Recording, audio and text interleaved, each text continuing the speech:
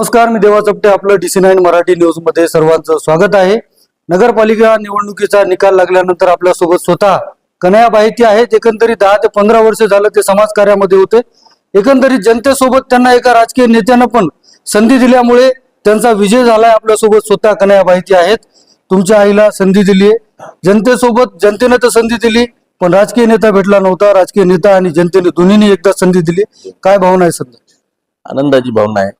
आपण ज्यावेळेस आपण 10 वर्ष एका पक्षात संघटनेत काम करतो, तिथं आपल्याला न्याय नाही भेटल्यानंतर आपण एखाद्या नेत्याने आपल्याला न्याय दिला, या कामाच्या जोरावर आपल्याला जो न्याय दिला, त्याच्यामुळे मला ह्या गोष्टीचा आनंद आहे की भैयांनी मला माझ्या जे काही मी सामाजिक क्षेत्रात काम केलं ते पाहून मला न्याय दिलाय. बरं, नक्कीच. पाहायला गेलं तर तुम्ही 10 वर्षामध्ये काय विकास केलाय, काय सांगसाल? त्यामुळे जनतेने तुम्हाला संधी दिली आणि पुढे पण काय विकास करायचा तुमच्या डोक्यामध्ये प्लॅन? हे बघा, गेल्या 10 वर्षामध्ये मी सामाजिक क्षेत्रात काम करत होतो. विकास करण्यासाठी आपल्याला एका प्लॅटफॉर्म लागत असतो, म्हणजे एक प्रतिनिधी म्हणून नगरपालिकेचा नगरसेवक किंवा मग तुम्ही जे काही पद हवं असतं, प्रशासकीय पद, हे आपण तिथं गेल्यानंतर करू शकतो. मी गेल्या 10 वर्षात सामाजिक क्षेत्रात काम भरपूर केले. ॲम्ब्युलन्सच्या माध्यमातून असेल किंवा विवाह सोहळे असेल, कोरोना काळात लोकांना जी काही मदत केली, ते लोकांनी त्याचं म्हणजे त्या गोष्टीला भान ठेवून की हे मुलगा चांगला आहे, या गोष्टीला मला सहकार्य केलं सगळ्यांनी. बरं, एकंदरीत निवडून आल्यावर तर सगळेच काम करायला तयार होतात किंवा करत नाहीत, पण आश्वासनं देतात. तुम्ही आश्वासनं न देता निवडून यायच्या आधीच रस्त्यावर उतरला होता. ती डोक्यावर कशी काय संकल्पना आली तुमची? नाही, लोकांच्या ज्यावेळेस मी प्रचार करत होतो ना आम्ही, त्यावेळेस लोकांच्या प्रतिक्रिया होत्या की ठीक आहे, निवडणुकीपुरतेच लोक आम्हाला प्रचाराला आमच्या दारात येतात, नंतर कोणी आमचं काम करत नाही, काही नाही, घाण कचरा तसाच आहे, पाण्याची व्यवस्था नाही, लाईटची व्यवस्था नाही. त्यामुळं आम्ही राजूभाईच्या मार्गदर्शनाखाली आधीच काम सुरू केलं होतं. आणि आता सुद्धा आपण पाहत असाल, निवडून आल्यानंतर दुसऱ्या दिवशी सकाळी मी रस्त्यावर होतो. त्यावेळेस लोक 8च कर्मचारी, परमनंटचे 8 कर्मचारी होते आणि ट्रॅक्टर 2च होते. आज आपण त्याची संख्या वाढवायला सांगून आज शहरामध्ये सर्वत्र आपण घाणीचं साम्राज्य उचलायचं काम करतो आहोत.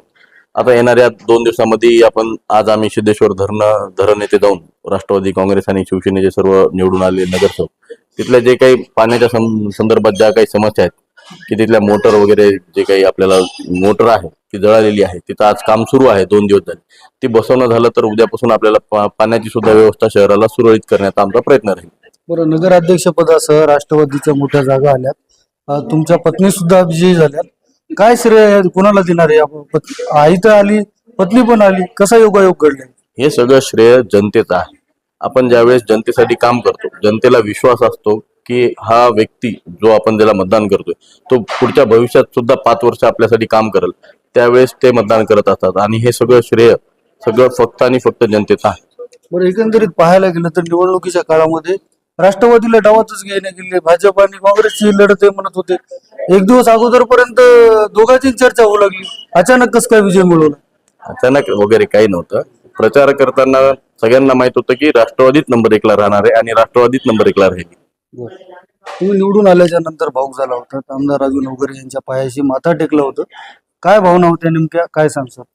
भावना अशी होती की ज्यावेळेस मी 2011 पासून संघर्ष करत होतो, एक राजकीय पद मिळावं किंवा मग मला प्रशासकीय सेवेत जाऊन, म्हणजे प्रशासनात जाऊन लोकांची सेवा करता यावी. लोकांच्या खूप छोट्या अपेक्षा आहेत शहरामध्ये. काय, लाईट, नालीचं म्हणजे घाणीचं साम्राज्य दूर होणे, पाण्याची व्यवस्था होणे, यासाठी लोक आता पण, मी आधी प्रचारात काय म्हणलो की 40 वर्ष झाले ह्याच्यावरच हे काम, म्हणजे निवडणुका होत होत्या. आपण त्याच्यावर काम करून पुढे सुद्धा भविष्यामध्ये भयाच्या ज्या संकल्पना आहेत त्या शहरासाठी त्या अंमलात आणायच्या आहेत, त्याच्यासाठी आपण काम करणार आहोत. 10 वर्ष शिवसेनेत काम केलं, संधी दिली नाही. 2च महिन्यात आमदार राजू नवघरेंना संधी दिली. काय पाहिलं, असं काय सांगतात? नाही, आता त्यांनी काय पाहिलं हे मी काय सांगू शकतो. त्यांना माझ्यात काहीतरी दिसलं असेल, त्यांना हे वाटलं असेल की हा नक्कीच शहराचा विकास करू शकतो आणि ह्याला आपण संधी द्यायला पाहिजे, त्यामुळे त्यांनी मला संधी दिली असेल. आणि सगळ्या मायबाप जनतेने सुद्धा सोबत संधी दिली, तर आपण नक्कीच राजूभाईच्या विश्वासाला आणि जनतेच्या विश्वासाला तडा जाऊ देणार नाही. नक्कीच. आता तुम्ही तर कचरा आधीपासून साफ करत होता, ते काम सुरळीत राहणार आहे का कसं, म्हणजे याच्या पुढे पण चालूच राहणार? मी बोलण्यापेक्षा पुढचे 5 वर्ष आपल्याला दाखवल की हे काम सुरळीत राहिलं किंवा नाही राहिलं. येत्या 60 ते 70 दिवसामध्ये तुम्हाला काय वाटते की ते प्रश्न हाती घेणार आहेत आणि ते सुटला पाहिजे? सगळ्यात पहिले आपल्याला घाणीचं साम्राज्य आणि पाण्याची व्यवस्था लोकांना प्रॉपर करून देणे आहे. नंतर भैयानी ड्रेनेजसाठी भैया बोललेले आहेत. ड्रेनेजवर काम करायचं आहे. नवीन पाईपलाईनचं काम सुरू आहे, ते लवकरात लवकर पूर्ण करून घ्यायचं आहे. शहरातील भरपूर रस्ते वगैरे जे आहेत रखडलेले, ते काम पूर्ण करून घ्यायचे आहेत. असे शहरात भरपूर काम आहेत करण्यासाठी. गार्डनचा प्रश्न आहे, गार्डन मध्ये पण आपल्याला चांगलं काम करायचं आहे.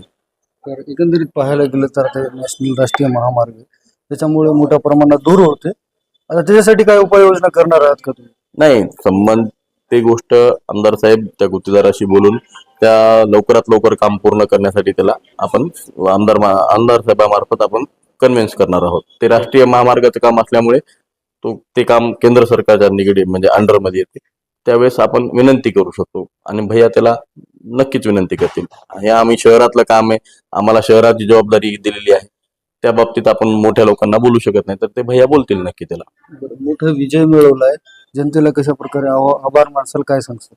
नाही, जनतेला तर मी खरं सांगतो, जनतेच्या जेवढे जनतेनं आपल्याला विश्वास आमच्यावर टाकलाय, तर आपण खरंच त्यांचे उपकार फेडू शकत नाहीत. येणाऱ्या 5 वर्षात आपण त्या पूर्ण वसमतच्या जनतेसाठी कसं काम करू शकतो, त्यांची आपल्या माध्यमातून जेवढी सेवा घडेल तेवढी सेवा आपण करण्याचा प्रयत्न करणार आहोत. बरं, एकंदरीत वसमत शहरामध्ये मोठ्या प्रमाणात ट्रॅफिकचा प्रश्न आहे, ते सोडवण्यासाठी काय वेगळी उपाययोजना केलेली आहे का करणार आहे?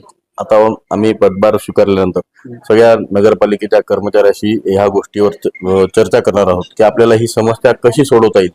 भरपूर असे प्रश्न आहेत. ट्रॅफिकचा प्रश्न आहे, नंतर आपल्या नवीन नवीन मार्केट तयार करायचे ज्याच्याने आपल्याला रहदारीला सोपं जाईल. या भरपूर संकल्पना आपण कसं वसमतला शौचालयासाठी आपल्याला काम करायचंय. त्या आपल्या म्हणजे शहरामध्ये आपण जेव्हा मेन मार्केटमध्ये एक शौचालय नाही चांगलं, ते शौचालयासाठी काम करायचंय, महिलांसाठी काम करायचंय, तक्रार पेट्या प्रत्येक प्रभागात करायच्या आहेत.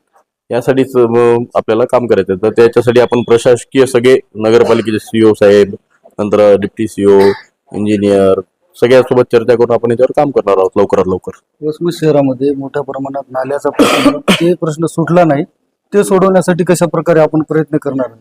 नाही, लवकरच भयानी आम्ही प्रचारादरम्यान आपण आश्वासन दिलेलं आहे लोकांना. आपण ड्रेनेज म्हणजेच भूमिगत गटारासाठी लवकरात लवकर काम सुरू करण्यासाठी आपण भैयाला विनंती करणार आहोत. तर एकंदरीत पाहायला गेलं तर नगराध्यक्ष झालाय तुमचा, उमेदवार पण मोठ्या प्रमाणात आले. उपनगराध्यक्ष म्हणून कोणाचं म्हणजे काय, कोणाला संधी देणार आहात का, काय आहे का नाव म्हणा? मी पक्षाचा एक कार्यकर्ता आहे. जे काय आहे हे तुम्ही जे उपनगराध्यक्ष सांगताय आणि विचारताय ते भैया ठरवणार आहेत. आपण ह्याच्यामध्ये माझा काही वैयक्तिक असा काही रोल राहणार नाही. आता जनतेमध्ये जात आहेत, काय म्हणतात लोक? निवडून येण्याच्या अगोदर तर प्रश्न सांगत होते, आता काय नाही, म्हणतात? जनतेच्या अपेक्षा भरपूर आहेत आणि आपण जास्तीत जास्त म्हणजे जनतेच्या सध्या तर जनता एवढंच म्हणते की लवकरात लवकर तुम्ही घाणकचरा साफ करा, पाणी आलं पाहिजे रोज. ह्या गोष्टीसाठी आम्हाला जनता आग्रही आहे. तर सकाळी 5 वाजता उठत होतात लोक, विरोध करत होते, आता पण उठतंय का? तुम्ही वाटलं तर उद्या सकाळी येऊन पाहू शकताय मी उठतोय की नाही उठतोय. लोक बोलत होते ते प्रचारादरम्यान ठीक आहे. आता इलेक्शन झाले, आपण सगळ्याला सोबत घेऊन काम करायला पाहिजे. आपल्याला वसमत शहराचा विकास करायचा आहे. आपल्याला राजकारणापुढे जाऊन विचार करून सगळ्याला सोबत घेऊन वसमत कसं चांगलं आणि सुजलाम सुफलाम होईल, हरित ह्याच्यात आपला वसमत नंबर 1 ला कसा येईल, स्वच्छतेत नंबर 1 ला कसा येईल, रस्त्या नालीच्या प्रश्नात नंबर 1 ला कसा येईल, नंतर ट्रॅफिकच्या समस्येमध्ये कसं आपल्याला सोडवता येईल, याच्यासाठी आपण सर्व पक्षीय लोकांनी मिळून काम करायला हवं असं माझं मत आहे. निवडणुकीच्या काळात आता बलाढ्य तुमच्या सोबत अनुभवी असणारे विरोधात होते उमेदवार, काय अडचणीला समोर जावं लागत होतं, काय सांगसाल? काय अनुभव आहे का त्याचा? नाही, अनुभव कसा आहे, एक ज्येष्ठ लोक होते, मी नौखा मुलगा होतो. माझा विजय हा भैयामुळे झाला आणि मतदार राजामुळे झाला. मतदारांना काही अपेक्षित होता, नवीन चेहऱ्याला मतदार पसंती देत होते, त्यामुळे माझा विजय झाला. मोस्ट भैयामुळे जास्तीत जास्त माझा विजय झाला. जे आमदार साहेबांनी प्रचारादरम्यान माझ्यासाठी आणि पूर्ण राष्ट्रवादी काँग्रेस आणि शिवसेना युतीच्या नगरसेवकासाठी जे काही प्रचार केला, त्यामुळे आमच्या सर्वांचा विजय झाला. काय अडचणीला समोर जावं लागलं निवडणुकीत? काय अडचणी होत्या का नाही? आम्हाला काही कसं अडचण झाली खेळी? नाही, खेळीमेळीच्या वातावरणात झाली. तुम्ही भैयांनी सुद्धा सांगितले, बघा तुम्ही आपल्या शहराच्या बाहेर जे गेले तर तिथलं इलेक्शन आणि इथलं इलेक्शन कसं झालं हे आपण पाहू शकता. आपल्या इथं विकासाच्या मुद्द्यावर झाले आणि खेळीमेळीच्या वातावरणात झाले. कोणाचं असं म्हणजे मला तरी वाटत नाही कोणी विरोधकांनी सुद्धा आरोप प्रत्यारोप असे काही खालच्या पातळीवर जाऊन केले. नक्कीच जर आपण पाहितलं असेल हे होते कन्हैया बाहेती. एकंदरीत पाहायला गेलं तर मोठ्या मताधिक्याने राष्ट्रवादीच्या 17 सीटा आणि नगराध्यक्ष पदाची 1 सीट आलेली पाहायला मिळते. हा विजय जनतेचा आहे आणि नागरिकांचे प्रश्न आम्ही सोडवण्यासाठी सज्ज आहोत. जे जे प्रश्न आहेत त्यासाठी आम्ही नागरिकांमध्ये जातोय आणि ते प्रश्न लवकरात लवकर सोडवतोय अशी देखील प्रतिक्रिया दिलेली पाहायला मिळते. आता वसमतचे काय काय प्रश्न सुटणार हे देखील पाहणं तितकंच महत्वाचं आहे. जेव्हा चपटे, DC9 मराठी न्यूज, वसमत, हिंगोली.